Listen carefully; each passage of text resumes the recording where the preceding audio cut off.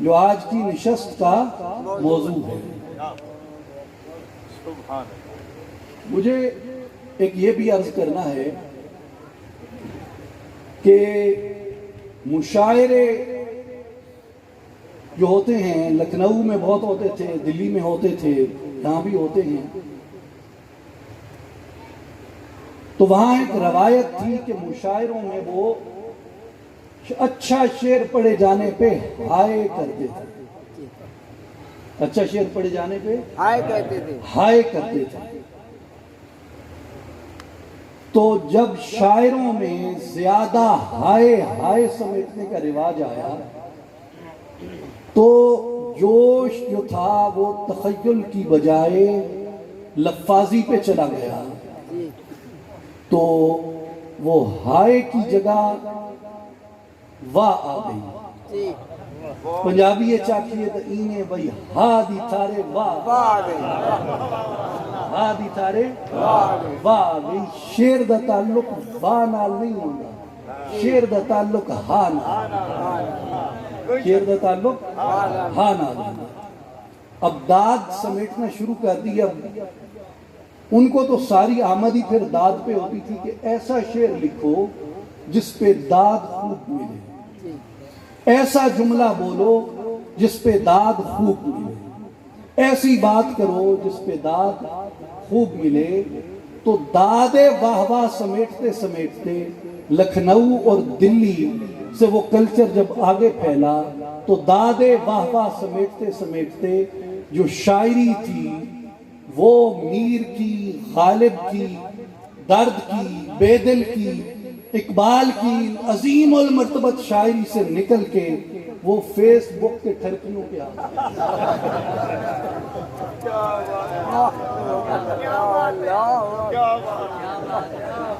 تو اس لیے اب شاعری جو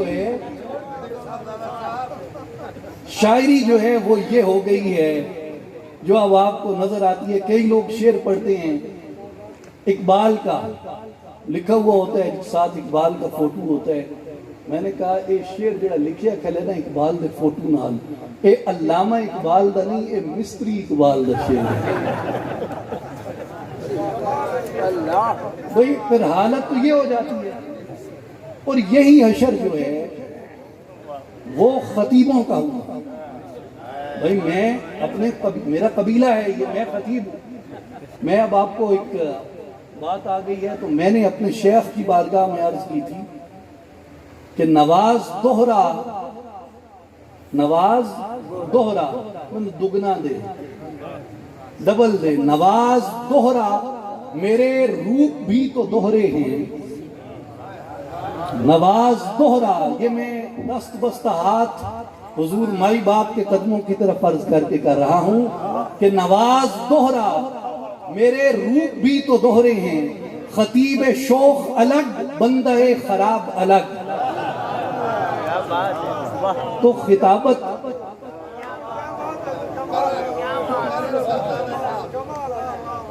نواز دوہرا میرے روپ بھی تو دوہرے ہیں، خطیب شوخ الگ، بندہ خراب الگ۔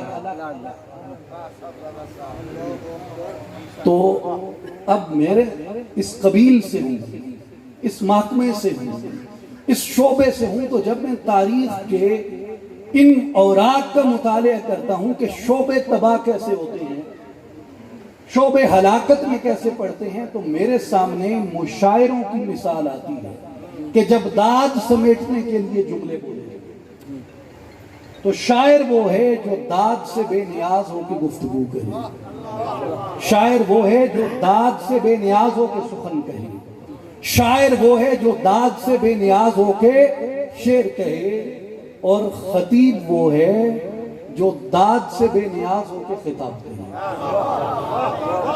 خطیب وہ ہے جو داد سے بے نیاز ہو کے خطاب کرے، اور خطیب وہ ہے جو داد سمیٹنے کے لیے خطیبانہ جملے نہ پھینکے، بلکہ جو اس کے دل میں ہے اور جسے وہ برحق سمجھتا ہے، کوئی داد دے نہ دے وہ بیان کرتا ہے۔ مجھے یہ عادت نہیں ہے کہ میں کسی کو کہوں کہ جی آپ میری گفتگو پہ مجھے داد دیں. سبحان اللہ کو پڑھنا چاہیے. 2 کلمے ہیں اللہ کے ہاں بہت پسند ہیں, زبان پہ کہنے میں ہلکے لیکن میزان پہ بھاری. تو کثرت سے ذکر تو بنتا ہے. اس لیے جب گفتگو سنو تو کان ادھر سنتے رہیں, دل اللہ کی تسبیح کرتا رہے. سبحان اللہ سبحان اللہ سبحان اللہ. وہ اونچی کہیں یا دل میں کہیں, اس سے مجھے تو فرق نہیں پڑتا, لیکن کئی خطیبوں کو فرق پڑتا ہے کہ داد نہ ہو تو اچھا خطاب نہیں ہوتا. وہ سید نصیر الدین نصیر چراغ گولڑا رحمت اللہ تعالی علیہ فرماتے تھے کہ 2 لے ہوتی ہیں, ایک لے قوال کی ہوتی ہے, ایک لے خطیب کی ہوتی ہے, اور کہا ایک تری لے نوٹن دی بھی ہوتی ہے. وہ لے تروٹ بنجے تو نہ قوال ٹر دے تو نہ خطیب ٹر دے. تو اس لیے یہ لے جو ہے نا, لے یہ نہ ویل کی محتاج ہوتی ہے, نہ داد واہ واہ کی محتاج ہوتی ہے. خطیب کے پاس منبر رسول کی امانت ہے. کسی کو پسند آئے تو بھی کہتا ہے, کسی کو پسند نہ آئے تو بھی کہتا ہے.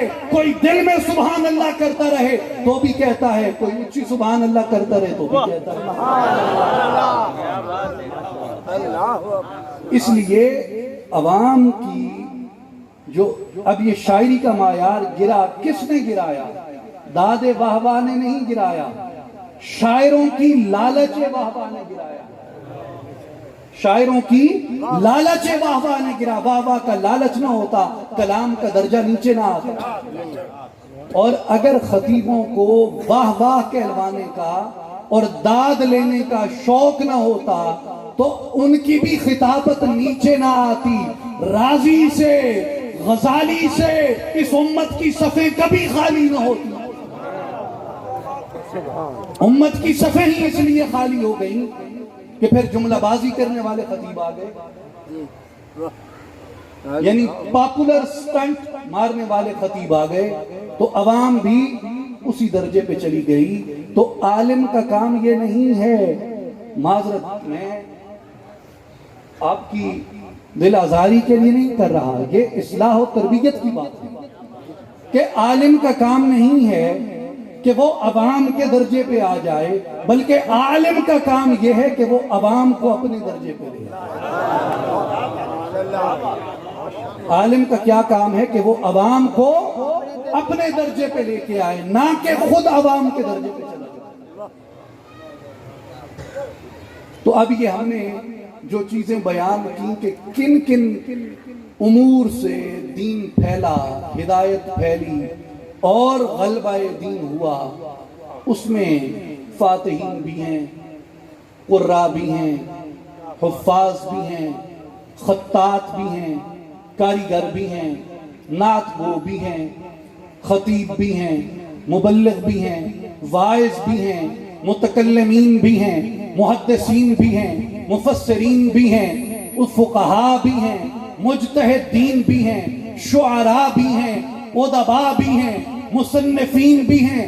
میرے بھائیوں اور بزرگوں, یہ تمام اعلیٰ صفات اگر ایک جگہ مجتمع کر دی جائیں کہ جہاں دین نے اپنے غلبے کی, اپنی ہدایت کی, اپنے پھیلاؤ کی, اپنی خوشبو اور رنگوں کو سمیٹ کے کوئی ایک صورت اختیار کر لی تھی تو وہ امام احمد رضا کی صورت,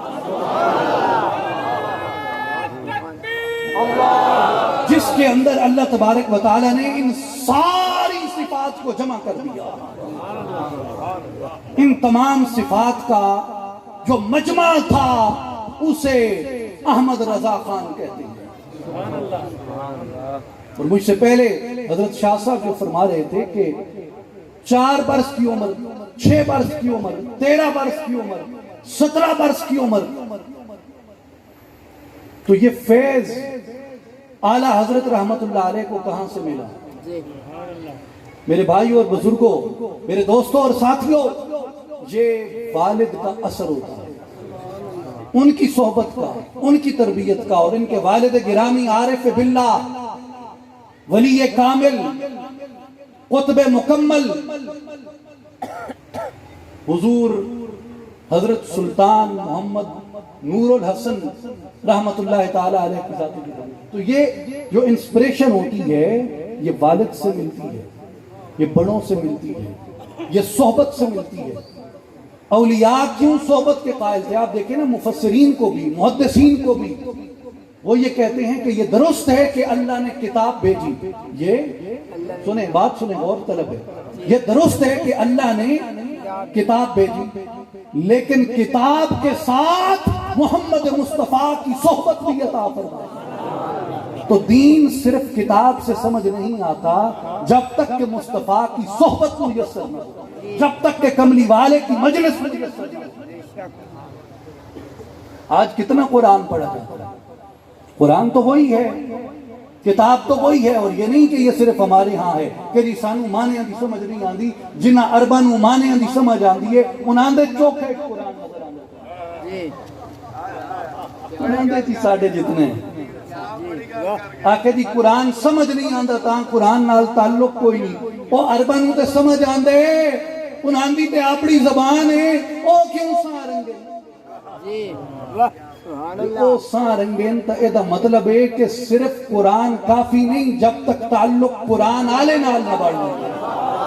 اور یہ فکر رضا کا خلاصہ ہے، یہ فکر رضا کا خلاصہ ہے۔ جو منکرین سنت اٹھے ان کے سامنے یہی ایک بات تھی، اور میں نے بزرگوں کی صحبت میں ایک جگہ پر یہ بات سنی کہ انہوں نے کہا کہ 4 کتابیں آئی ہیں۔ کتنی؟ 4، زبور، توریت، انجیل، قرآن، 4 کتابیں آئی۔ 100 کے قریب، لگ بھگ 100 کے قریب صحیفے آئے، صحف ابراہیم و موسیٰ، دیگر بھی صحف کا ذکر ہے، صحف سماوی ہے، 100 کے لگ بھگ۔ لیکن انبیاء کی تعداد کتنی ہے؟ کم و بیش 1,24,000۔ کتنے؟ 1,24,000 گھٹو غٹ، کم و بیش۔ ان کم و بیش 1,24,000 انجڑے 4 کل کتاباں آ گئی ہیں، باقی 93,99,996